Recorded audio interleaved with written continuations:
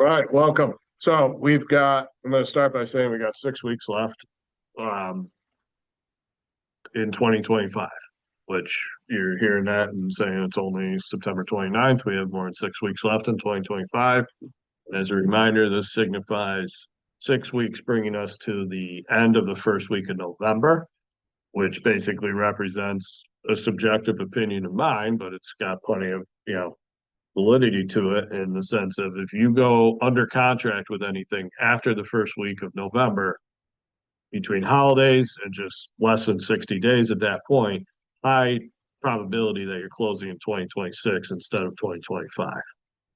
So, this period of time that we're in right now represents a couple things. One, just the push to finish the year strong. But we're still in that category where you could finish the year strong and do a lot of good for your business right now for 2025. We're also already in 2026. So we've got this like duality of both years hitting us based on the time of year that we're in right now that really only comes once a year, right? To where it's you're kind of doing things right now in order to still seek a benefit of the current year, but ultimately what you do right now, activity wise, and the people that you're talking to for the first time, so on and so forth, starts to play out, 90 days plus from now into 2026. And you always have this lag of results that come after you do anything. And, we're kind of in that territory. The,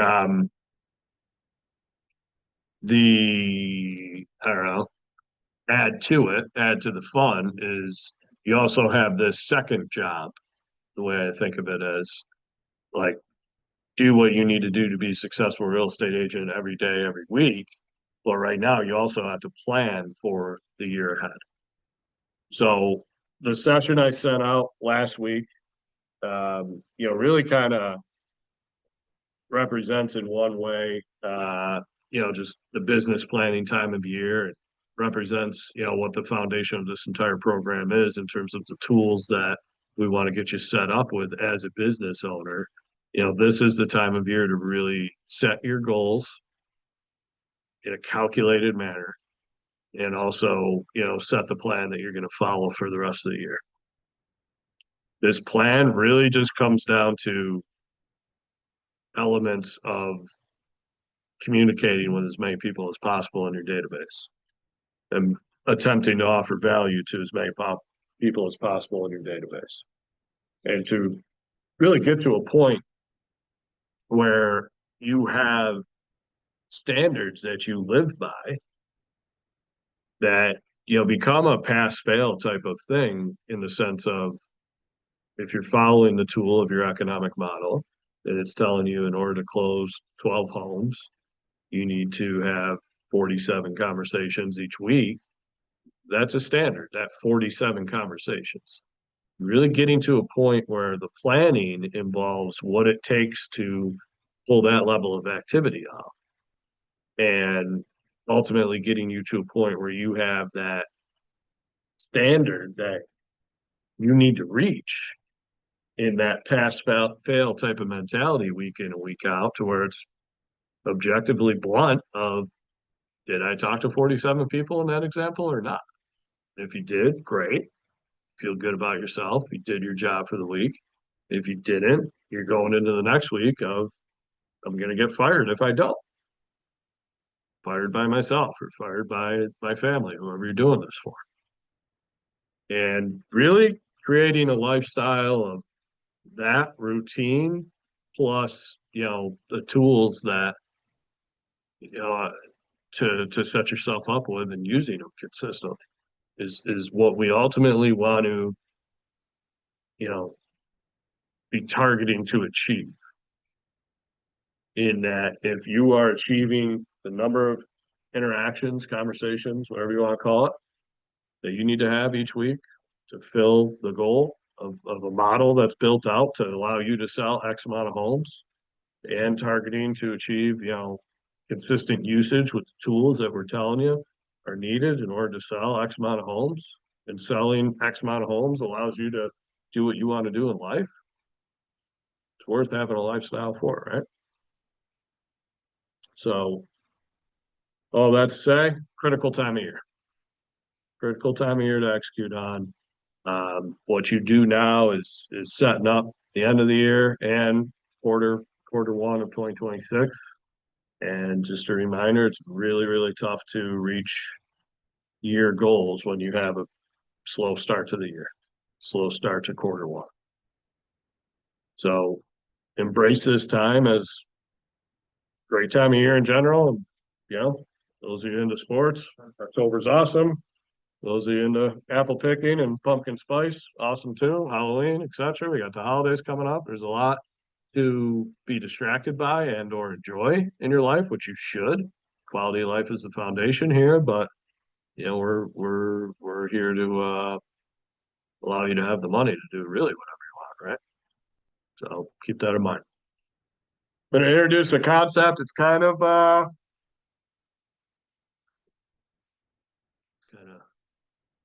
not my personality, I guess, but I'll give you context of I heard this last week and I'm introducing it to this group because I think you're gonna hear it kind of spread throughout KW land, so to speak, from here. I was on privileged enough to be on a top agent mastermind with Gary Keller. That meets, you know, it's a national thing, and they meet, you know, on Zoom about once a quarter. And at the end of the call last week, you know, they were just going around and called it a lightning round of just put people on the spot and, you know, hey, what's working well for you in your business? What's the question?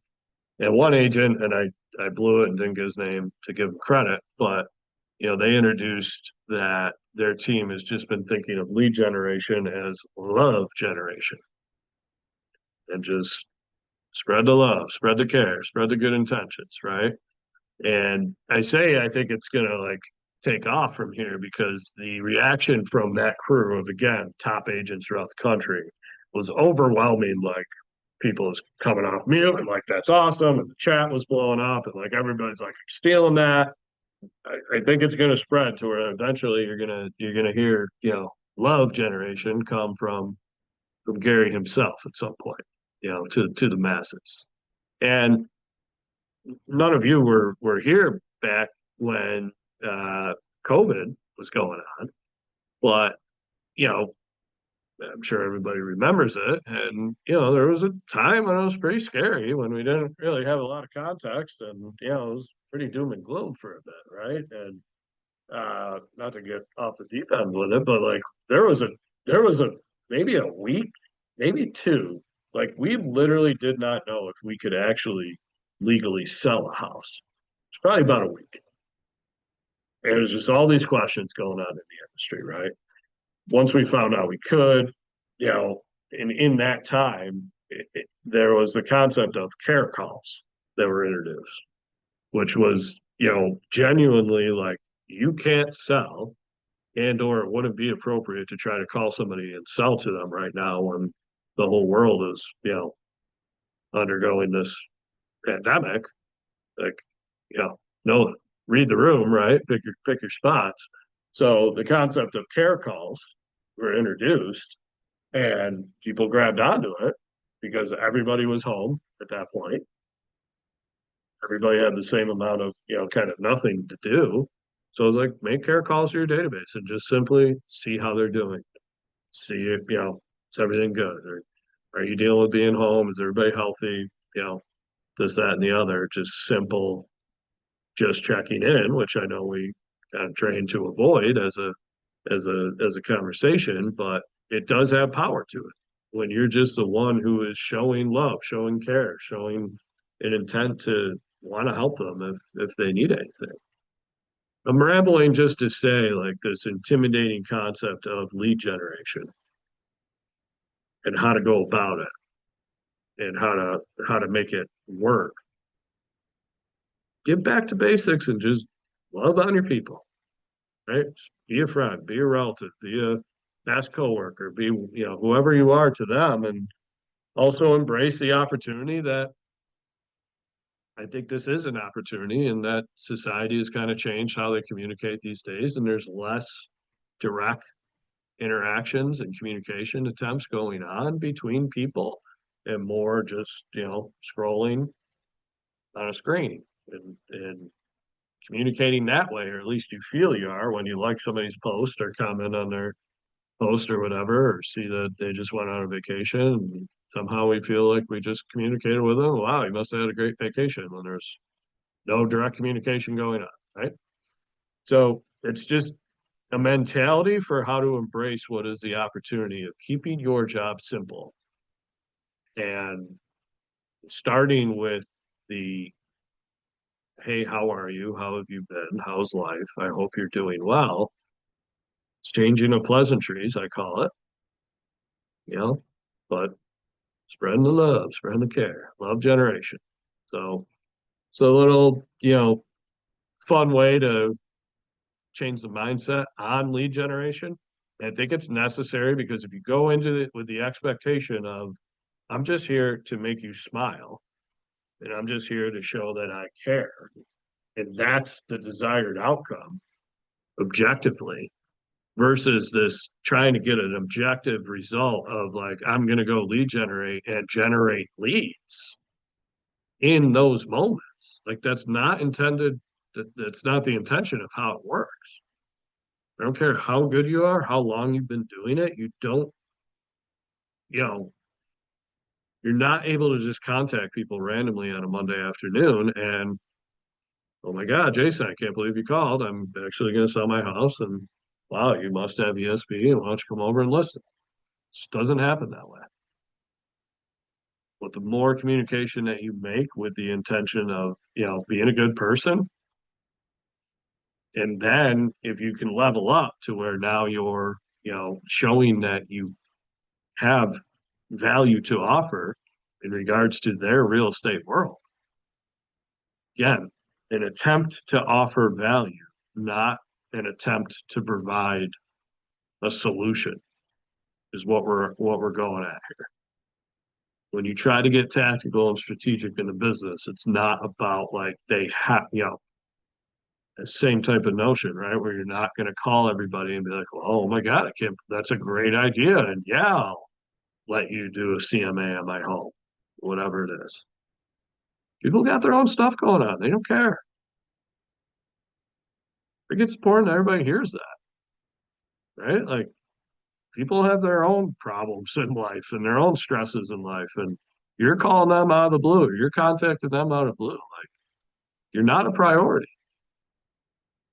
But you could become, a memory is ultimately the job based on how well you show good intention, show love and care and friendship and empathy and compassion, the ability to help. That's my cheesy moment for the day, but I do think that it's a good mindset trick, so to speak, and it's a good thing to wrap your head around in terms of how to approach this business. DJ, I'll put you on the spot if you don't mind. Tell me about your efforts, and where you're feeling you're stuck, and let's get unstuck. I mean, I just feel like a lot of people in my, can you hear me? Yeah. I just feel like a lot of people in my like sphere just like aren't in the position right now to buy or sell, and I've been trying to like um talk with them and see like if there's anyone they know who are looking to buy and sell. And it's kind of always just the same thing, like, no, I don't know anyone. I mean, and then I just feel like I come off maybe a little too salesy, which is what I'm really trying to avoid. So I think the more I'm trying to avoid it, the more it's like becoming reality. I think that's just it is how it is. Yeah. But like I've gotten people unadding me so far because I've been talking about it. So it's just like I'm trying to like lead generate, but I feel like I don't like I kind of ran out of some people to ask. You know what I'm saying? Well, yeah. So, the first or one of the steps anyway to this process is to build out that list of people that you can communicate with consistently throughout your career from here, and making sure that that's, always a growing list, and that you're, hosting open houses, for example, and adding people that way, or meeting people out and about, or joining a new network or whatever it is. But I've I've been coaching agents for a decent amount of time now, and I've yet to come across an agent that I've coached where it's like, okay, congratulations. It looks like you've turned over every single stone in your life and added every single person that you need to. Whenever I start digging in a conversation with an agent, we start going through the different types of sources and resources that you can pull from in order to identify the people you've known. There's usually an opportunity. So keep that in mind, but to shift gears to okay, how to go about this. And I guess it's unfair because I'm just going off the context that you gave me here, but and feel free to defend it, if if the strategy is, hey, I'm in real estate and do you know anybody who's looking to do anything, it's going to get met with a high level of rejection because it's a direct question with a yes or no answer. And it's a hell of a lot easier to just tell you no than to take the uncomfortable approach of you know well, it may not be uncomfortable, but just it's the effort approach that you're asking of people to go out of their way to say, hey, yeah, no, there actually is somebody that I want you to call, but before you call them, I want to let them know. It's a lot easier for people to say no. So keep that in mind. So when you're asking questions that are going to be a yes or no answer, and no is the easy response, even though that doesn't allow for you to capitalize on anything. You're going to get that just out of a defense mechanism type of standpoint, human nature wise, from people. So, the process from here. I mean, DJ, I'm going to coach you to like go through this list again, even though you've already contacted them, and you got to pick another strategy that you're willing to try with them to just attempt to offer value to their real estate world.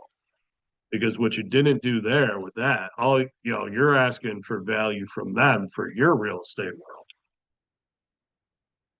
The approach of this business, majority of the time, should be you attempting to offer the value to them. That's how, the trust and the rapport and the confidence that you are the person to help them when they need it, that's how that's established. If every so often there's, because in part you've offered so much value to them and you put in such a good friend, family member, or, their the realtor to them being a past client, like, if you've earned that right to ask for their business or ask for a referral of somebody they know to help you, came on. But you got to get to that point. And I think that's the mindset I would have everybody be in that's hearing this because, you are newer. You haven't earned the right to ask for the business yet. But you've earned the right out of the gate to attempt to offer value to them. You don't need to earn anything to that because it's just, hey, I'm no problem if you don't want it. But I've got some things that I'm doing that I'd like to tune you into. So now it becomes like, okay, what's the strategy? What can you contact your database on at mass that allows you to um, have those conversations? And there's a number of them. Go ahead. I just feel like the majority of conversations I have, the vibe I'm getting from people who are like in their 20s, I feel like they just believe that owning real estate is just not a possibility like anywhere in the near future at all. So I think they're not even thinking about any sort of like way to get there. Like they just think it's so like out of reach. So they're not even. There's your strategy.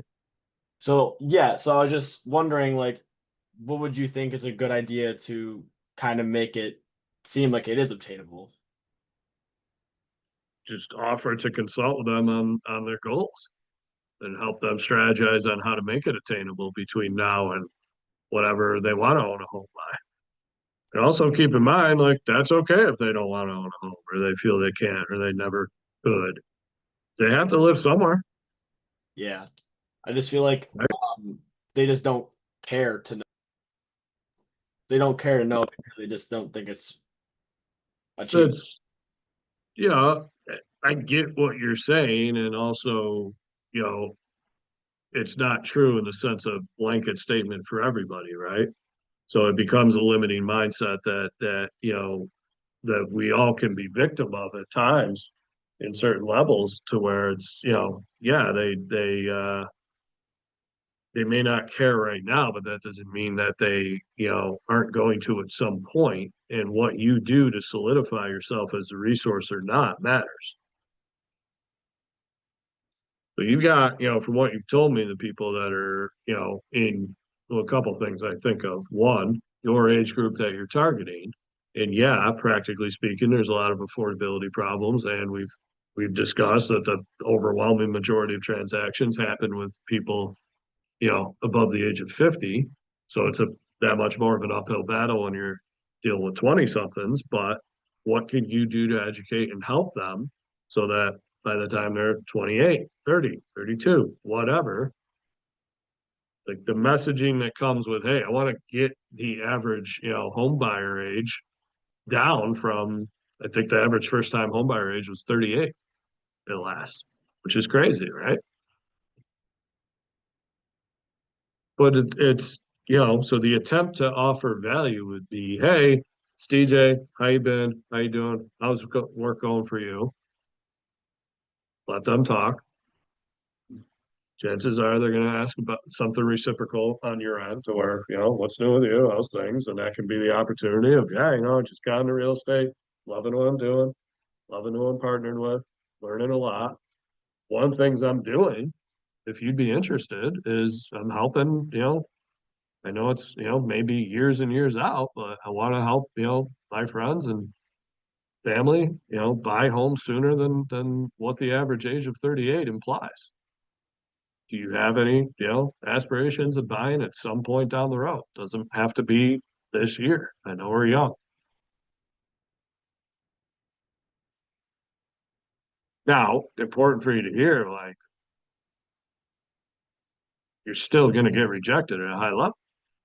If rejection is defined as one, just go figure. I can't, I actually do want to buy a house. I'd like to buy it sooner than later, and let's get going on it. But also, just if rejection is defined as like, well, yeah, I get it, but I'm all set. Don't worry about it. You're going to get a lot of that. But you've effectively planted the seed as somebody that is there to help. And you've got, you know, your homework specifically based on, you know, how you've described this, and you've got to kind of debunk the notion of, well, I'm only here to talk to you if you have somebody for me to work with. Generally speaking, anytime you're having a communication strategy with your database, at least run it through the filter of how often is my communication based on me helping them versus, you know, me trying to get something from them or have them help me.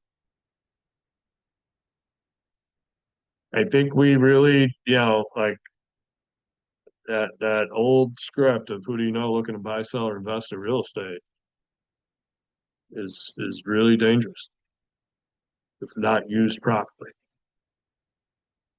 And used properly, it'd be like you've earned the right to ask them that. Now, there's plenty of context coming from behind the scenes of that script that's been proven to work, you know, over decades, but also entered a new decade here, or a new time frame. Communication is different than what it was in 2003 when that book was written, whatever it is. DJ, that help? It definitely put me on track somewhere. It's making me think a bit. Uh, what I need you to do is keep thinking and get with me on specific strategies from here. But that's going to be the notion is like, let's get you in a place where you're communicating to your database in order to offer, attempt to offer value and, you know, get those touches in so that we can get, you know, the next wave of things going from there. All right, I'm going to go through a couple things here. First of all, this is a summary of where rates are expected to be, mortgage interest rates, that is, by the end of 2026. So this right here represents a revised prediction from 6% down to 5.9% from Fannie Mae of what interest rates are expected to be at the end of 2026. So a year from now, quarter four of 2026. Showing you this for a couple reasons. One, like this is a year from now, and we're only talking about 5.9%. So we're not talking about 4.9%, which is very important to understand. And two, this also signifies the, you know, the first dip below 6% steadily, since, you know, rates really spiked in 2022. There's all this, you know, all the homes didn't stop selling from 2022 on, right? So there's all these people that, and certainly at the higher levels, that transacted at a higher interest rate. And here's what I want you to understand is happening on the lending side of the business right now. As a result of this recent, you know, here's where we're at right now, right? Coming start of the year at 7, we had a spike down, you know, what was it, like quarter one and a quarter one, jump back up. Here we are now, you know, at that lower 6 level, right? Lenders, every lender that's ever written a mortgage, ever lent money for buying a home, is going to be contacting those mortgage holders to tell them that rates have dropped and are you interested in looking at refinance options or what equity loan options you have, things of that nature. Understand that that is just how the industry works. Banks have a lot of resources to be able to do this at mass, to do it, you know, better than you can, potentially. Shouldn't say that, shouldn't pigeonhole that result, but banks have resources to be able to do this at a high level, right? Do not think that this isn't happening to your database. So the message becomes, you're either going to let the communication be handled, communication around rates dropping, be handled by somebody else with your people, or you could be the one that's handling the communication. Understand that this drop doesn't necessarily signify like an unlocking of the market. And here in this, you know, this article points out that more than 80% of mortgages have a rate of below 6%, and about 10% have a rate between 5 and 6%. Meaning that 70% of anybody that has a mortgage that's a homeowner out there has a rate below 5%. So it's not like us just getting near 6 and slightly below 6, just all of a sudden presents this landfall of opportunity in the market opening up because rates are that much lower. But, you know, the article goes on to say that, you know, that 6% or below level may have more of a psychological barrier that's lifted for a lot of the consumers out there. So I wanted to point that out. You know, the current state of rates I would describe as volatile. Yeah, just last week, for example, like, you know, rates dropped, and then, you know, prior to that, and then last week they increased a little bit again. And, you know, we're on this right trajectory, right in the sense of the predictions are still intact to get to 6% or slightly below it by the end of next year as a, you know, like, you know, benchmark type of rate. It doesn't mean that, you know, we're going to get to 4.5% or 5%. like something, not to, be conspiracy theory or anything, but something drastic would have to happen for rates to go much lower than they're predicted to go. And I would argue that we don't want whatever that would be to happen. That would be really bad, like a pandemic.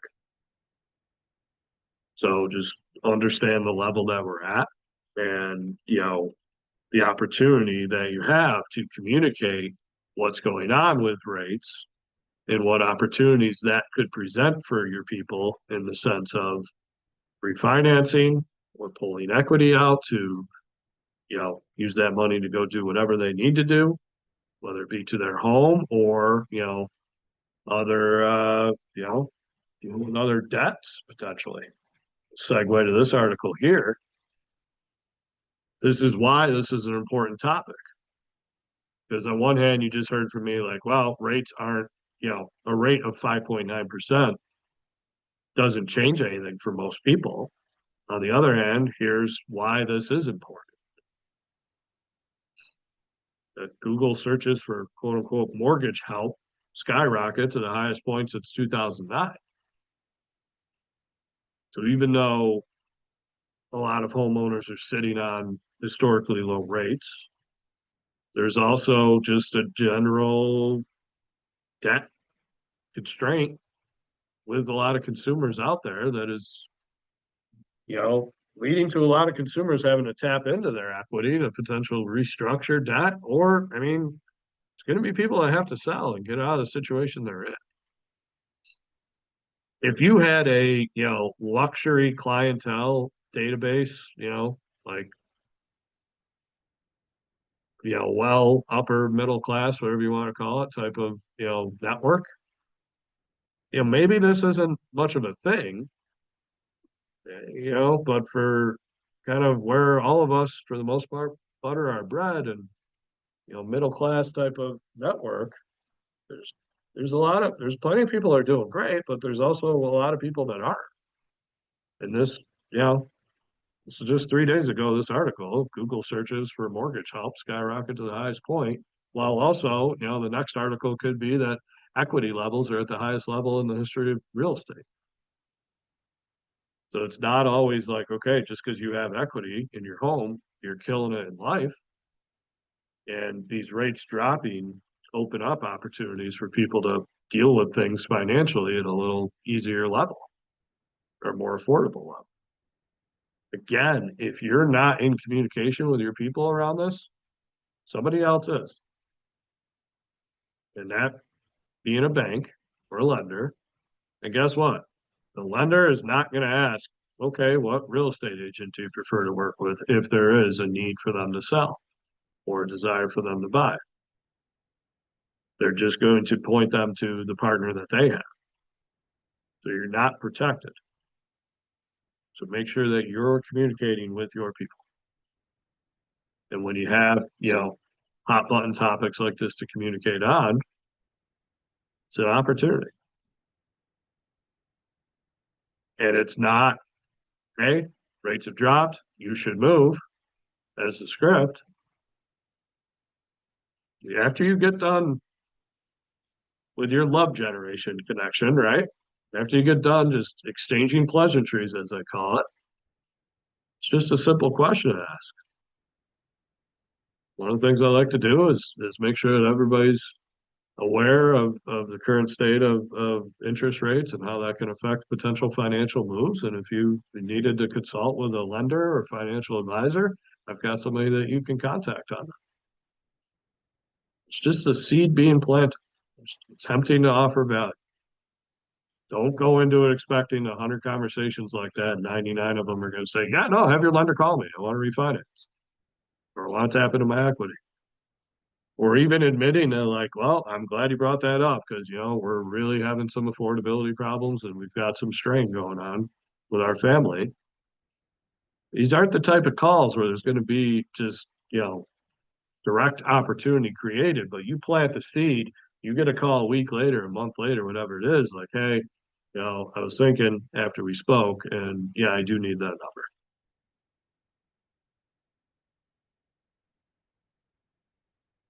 Questions on this topic? People say that if the interest rates are lower, then prices go up. Yeah. So the question is, okay, if interest rates are lower, then prices go up, right? And in theory, yes. And I mean, nationally, real estate market wise, prices are still going up. As much as, there's doom and gloom about shift and inventory so high in certain markets, like there's even a lot of those markets, pricing's still going up, but nationally overall, it's still going up What should that be the numbers in terms of what? if people are scared about interest rates? Going down Well, or being too high. want it to be lower. Yeah, well, so that can be, so this is a good point. So, like this becomes more of an objection handler, right? To where it's like, well, I really want to wait to buy until the rates go down further. Okay, just understand that could really open up the market to where prices just increase and now you're, could be a potential wash. That comes when there's a like, you're in lead conversion mode and you've got, somebody that wants to consult with you on their real estate needs. And if it comes up like in a casual conversation, then yeah, that's great potential insight. Great question is always like, why do you ask? If you're met, as your love or lead generation, whatever your activities are playing out, and you get people that want to dive into it, take that opportunity is tell me more. Why do you ask? You're gonna find out if there's something there that could be a leader.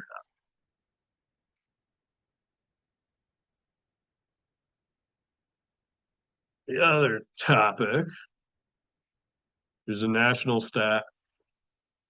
So percentage of homes that are pending sales that end up getting canceled. So it's just for the month of July, but on one hand, you see like, okay, 12%, 15%, what gives? But on the other hand, you see, steady increases. Well, really a good jump for the way it goes from 24 to 25 here. But you just, to describe it like leading up to this dynamic of the COVID era where, you had the rock bottom lows of transactions that were canceled due to buyers didn't have a choice. It's just an extreme seller's market everywhere you want. And you were either going to play by those rules or not play at all. Now, since 2022, when the rates really jumped, you see the difference in how the market operates when buyers have more choice. What I think of when I see this is a couple things. One, back to that just overall, potential strain out there on consumers. And, there's certainly a percentage of this data where it may be real time things happening that cause a cancellation to occur that's justified based on, whatever financial reason or otherwise. But there also more so seems to be just I read an article, it was a realtor.com article of referencing this type of topic too, where the quote was, it's got to feel right from a buyer, right? I'm like, I don't like the way this one smells. Not for me. And specifically like getting into an inspection, right? It's like, not my jam anymore. That's, buyers are more picky when a market is shifting, and this is more of a national conversation than our local market because we're, still very much in the thick of a seller's market. But, just the consumer side of the equation out there is kind of funky. And this reflects it. More so what I think of though is I'd be willing to bet that the bulk of these canceled transactions is due to poor execution in the consulting step of things with a client. And specifically leaving out a needs analysis conversation that gets in depth to where you're then going into that transaction, the potential transaction, with a buyer or a seller, where it's like, yep, I understand there's a true motivation as to what you're looking to do. It makes sense. Because you really got to have a ready, willing, and able and check all three of those boxes in order to transact with somebody in real estate. And if you skip parts or skip altogether the needs analysis or just a full consultation as much as possible and just jump into working with somebody, that's where you're going to hear these stories come true of like showing them 35 homes and then they decide to stop looking. That's really on the agent more so than as a consumer. Because the buyer taking you out on home tours, or are you taking the buyer out? Well, while you specifically perform the needs analysis in a consultation to know exactly what's going on with their life and know that you can help them achieve their goals, becomes critical because then you're in a position where you're just going into it with clarity, one, and you have a motivated client, but also you're able to fall back on that when things come out of alignment. So if you can reference somebody's goal and not throw it in their face, but gently point out like, hey, you're not going to be here. You're not going to be where you want to be on time based on what you told me last, becomes a really powerful tool to get them to think clearly about the situation. And I think there is a lot of weakness. It just becomes kind of a subjective thought, I guess, but like I think there's a lot of weakness in the industry in general that this process is very lightly touched on or skipped altogether. And more so it's just like, oh, I got somebody who wants to work with me. Let's go. I got somebody who wants to see a house. Let's go. How do I navigate the conversation and get them to sign this agreement so I can do so? And that's the only priority. And I get it. It's hard. But the more that you can be in a position where you're really slowing down and, being methodical about getting to a point where you're confident that you're going to be able to transact with them because of all the questions that you've asked and all the information you've found out. And that leads to the ability to, advise them on, hey, here's what you need to do in order to reach this goal. And you're in a position where both parties are on the same page and we're going to go execute the game plan. That's how transactions play out. Don't get me wrong, you could do business and have some things stick to the wall, if you're throwing the crap against it, right?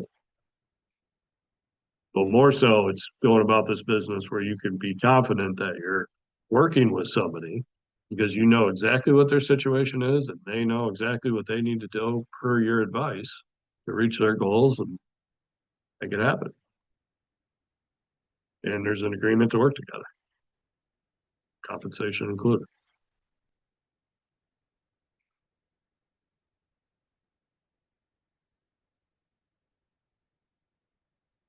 Stop the recorded, so free time for either of you.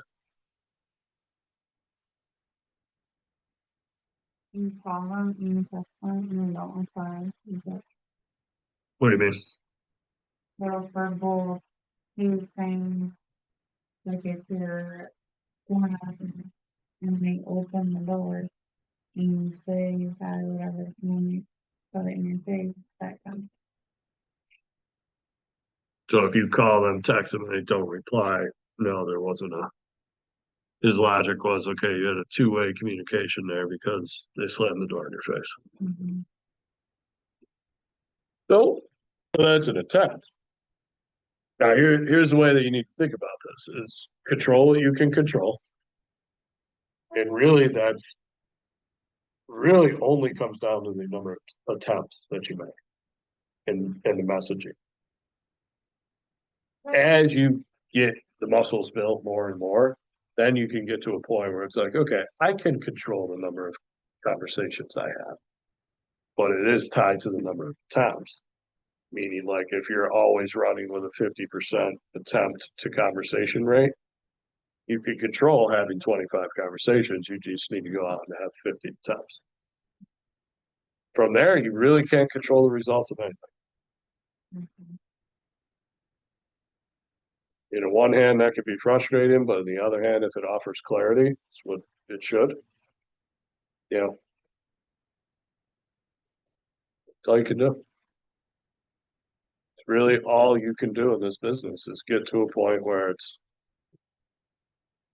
I've done my job. I've met my standard. I had 30 conversations today, this week, or whatever.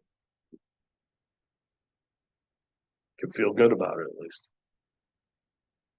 Where you can't feel good about this business is if you don't have a standard that you're trying to meet. You're just floating and winging it, right? Or, you have that standard that you're trying to meet, but you don't meet it. Doesn't mean like world is over and you should quit or anything like that. It's just like, okay, that gives you clarity on the gap to go cover next time you're up, next week, tomorrow, whatever it is. As much as you can get to a point where like that lifestyle is created mentally and physically, it gets simple from there. So now you know what cut and dry has to be done. And keep in mind 80-20 principle. We're talking about stuff that's 20% of your time. 80% of it is going to be out, showing homes, writing offers, negotiating, etc.